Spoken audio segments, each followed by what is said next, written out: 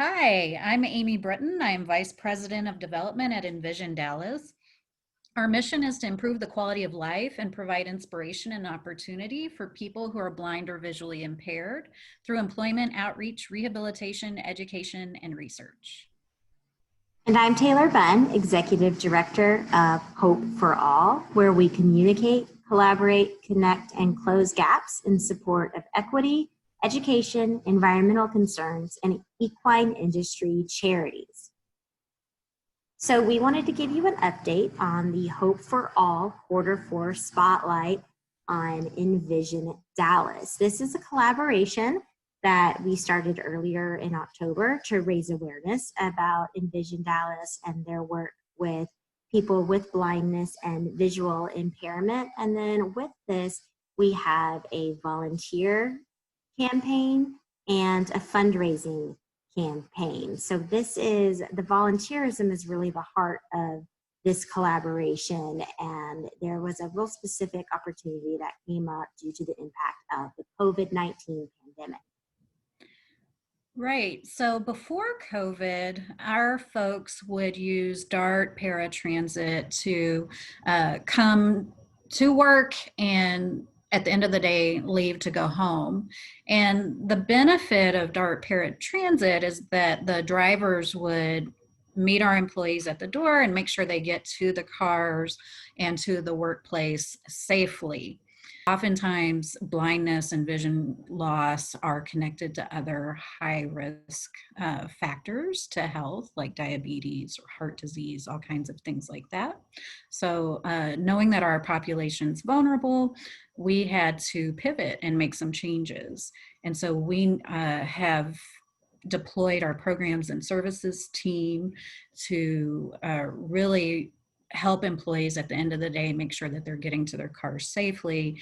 And in turn, that's been pretty disruptive to their normal daily activities and responsibilities with outreach in the community.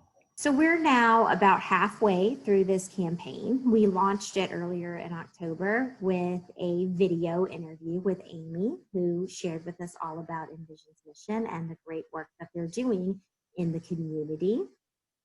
And then we concurrently launched our volunteer registration platform and a fundraising campaign for people who wanted to contribute but were not able to come and physically volunteer due to COVID or not being in the general location or other issues like that. So we've also then gotten a tour of Envision's facility, where we've gotten some content for one tour video that has already been produced, and then another follow-up that we're going to do focusing on the manufacturing facility. And then earlier this month, we started bringing our first volunteers to Envision to start doing that important work of walking people to their rides, and we started to get our first donors to this campaign. In addition to those tangibles, Taylor, I think it's really important to highlight the intangibles. And I'm so excited about the level of energy that this collaboration has brought to Envision. I know that we're raising awareness because I see the activity that we're tracking. But what you don't see is the impact this has had on our internal policies as it relates to volunteerism and third-party fundraisers. This has had a huge impact on Envision's ability to really prepare for a capital campaign that we're launching. So all of those intangibles are just as important to us as the direct things that you've described as well.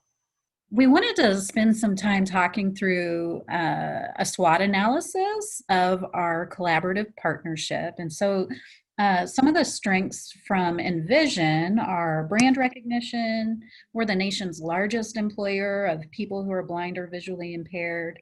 We're also a thought leader in our missional space. We have a long history of success as well as a large donor base.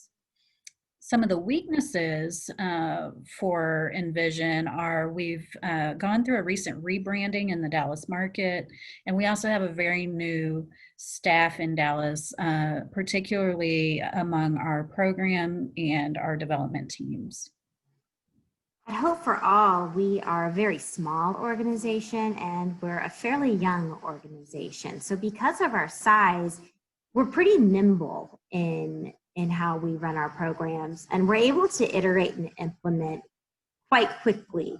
We've also built a healthy culture of risk-taking and celebrating progress as we've begun implementing our work. We're not afraid to take risks and jump in and see how things go. And we're always very willing to celebrate what we learn and being able to help in any way, even if we're not always able to hit the goals that we set.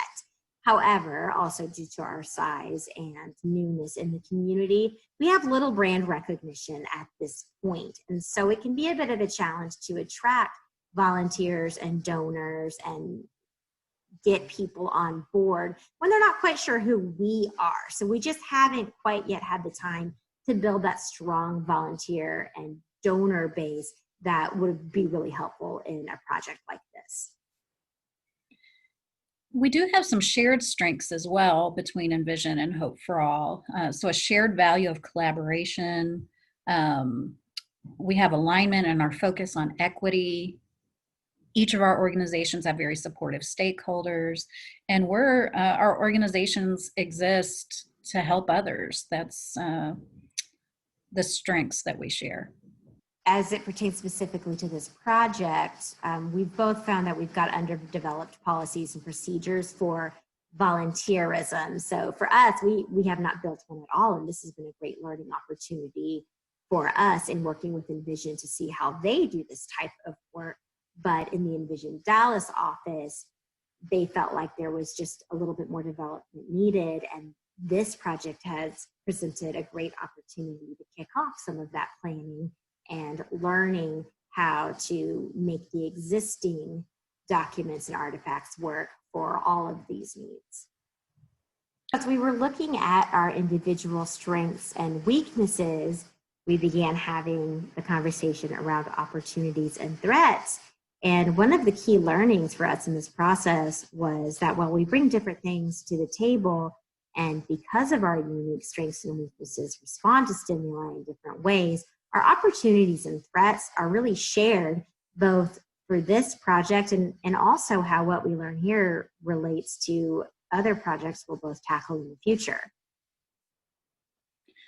Those shared needs have led to mutual benefits. And so we really identified mutual opportunities around developing our volunteer program further. And that includes policies, procedures, making sure the needs are aligned to the assignments. And another opportunity, mutual opportunity, is the need to raise awareness for both of our missions. So our missions are aligned around equity. We have this focus on volunteerism, and through both efforts, our goal is to increase our pool of supporters, both volunteers and donors. We're committed to the empowerment of blind and visually impaired people in terms of equity specifically. Identified how much value an hour of volunteerism really brings to Envision. I think that's a rallying point for us. We're really excited, and it's a way for Hope for All to also benchmark and track, measure success. Through targeted messaging, we're also geared towards eliciting financial support. And so what we know is all of this opportunity wouldn't have been possible if COVID hadn't come on the scene. So thank you, COVID, because all of this has been brought to light. Yes, that's right. So with all of these opportunities, none of this would have been possible, or we wouldn't have even thought of leaning into this work if we hadn't had to respond to COVID, which is a big opportunity, but also our largest threat in this specific instance. So at many nonprofits, really worldwide at this point, volunteers are needed more than ever before, as fewer volunteers are available due to the impacts of this disease. Likewise, donor funds are needed at a greater level than ever before, and fewer donor dollars are available as people are reprioritizing how they use their funds. And so this really has given us an opportunity to think about how we do our work, but at the same time, we're jumping into a collaborative volunteer and fundraising project when volunteers and funds aren't necessarily available the same way that they were in the past. So good learning opportunities there. Another threat that's become a good learning opportunity is thinking about specific times volunteers are needed. So in this particular project, it's Monday through Friday, 3 p.m. to 5 p.m. That's the time it happens.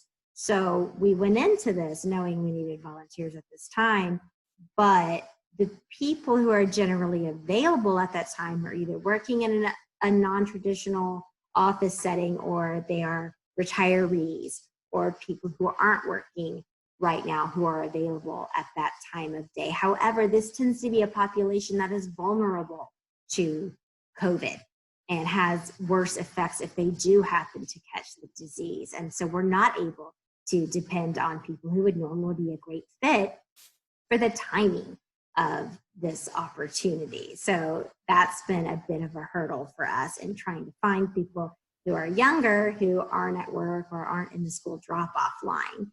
The one-size-fits-all screening approach that we're using currently has also been a bit of a threat in this situation. And what we've learned is that we need to kind of think through what we are asking from people as far as applying to be a volunteer and align that to the opportunity. So somewhere like Envision, generally they're bringing volunteers in for longer term regular assignments. So people that come in and serve as art teachers in their art studio, or they come and do networking time with younger kids and some employees. And so they're coming regularly, multiple times a week for extended periods of time. And so a background check and an interview and a lengthier application makes sense in that context.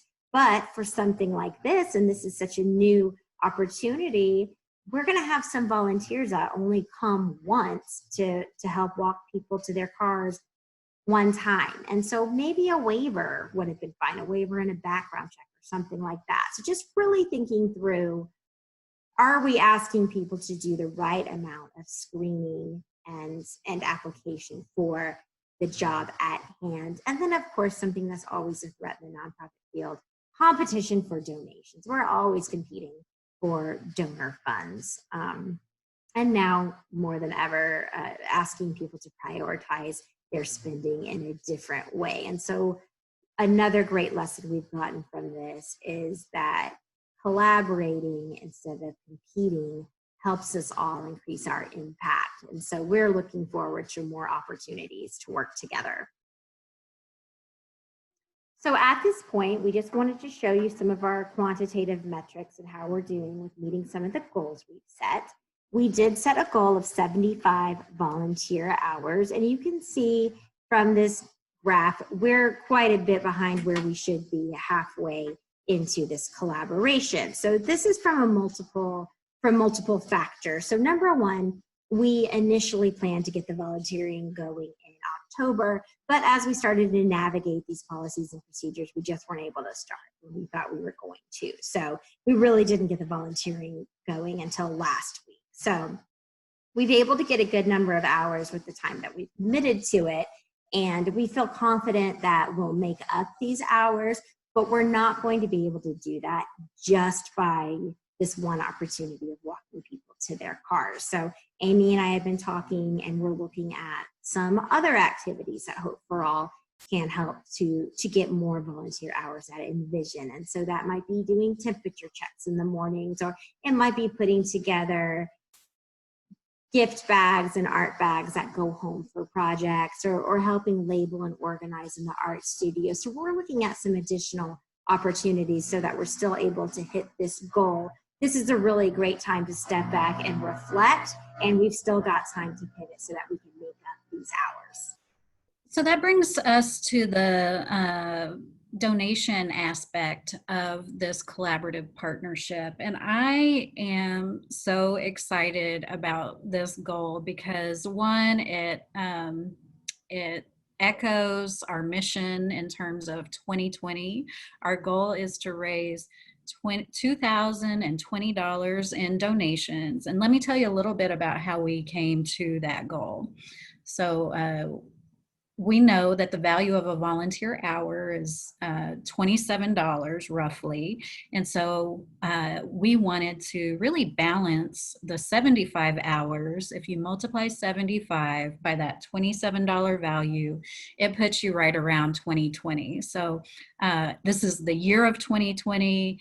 Envision and Hope for All are partnered here to empower people who are blind or visually impaired.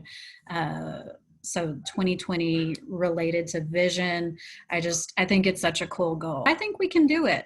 We have a really exciting challenge grant on the table. If we raise just $700 more, a donor will step up and match and bring us to the end of the goal. So if you're looking for a place to invest philanthropically, consider supporting this partnership. So for our awareness goal, we're looking for 1,000 engagements on our videos and social media posts. And this goal came from just looking historically at how Hope for All has engaged people with our other quarterly spotlight campaigns. So what you're seeing here is that we are crushing this goal right now, which is really exciting. And that's for a few different factors. Number one, we're a lot further ahead on this goal because we got started earlier with this room. We've had about, at least 4 more weeks to get this awareness going. We kicked off this campaign with awareness and we're able to start building engagements a lot sooner than we were able to start working towards these volunteer hours and donation goals. So that's one factor. And then secondly, some of this is just from my learning from doing some of our other campaigns.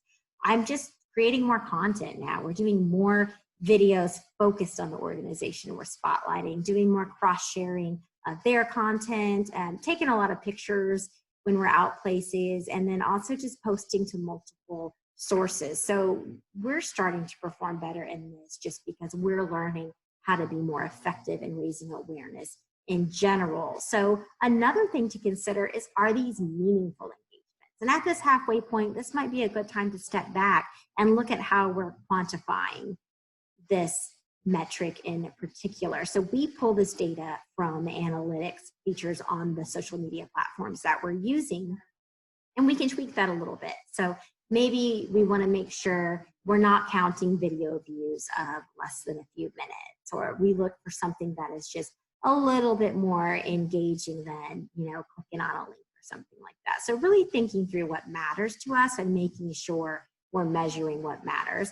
Or the other response is, maybe we need to raise this goal and take this one up to 2020 as well. But this is a fun one because we're getting to look at how do we pivot, because we have been successful so far. So great time just to step back and see what we need to do at this point to ensure success as we move through the rest of this quarterly spotlight.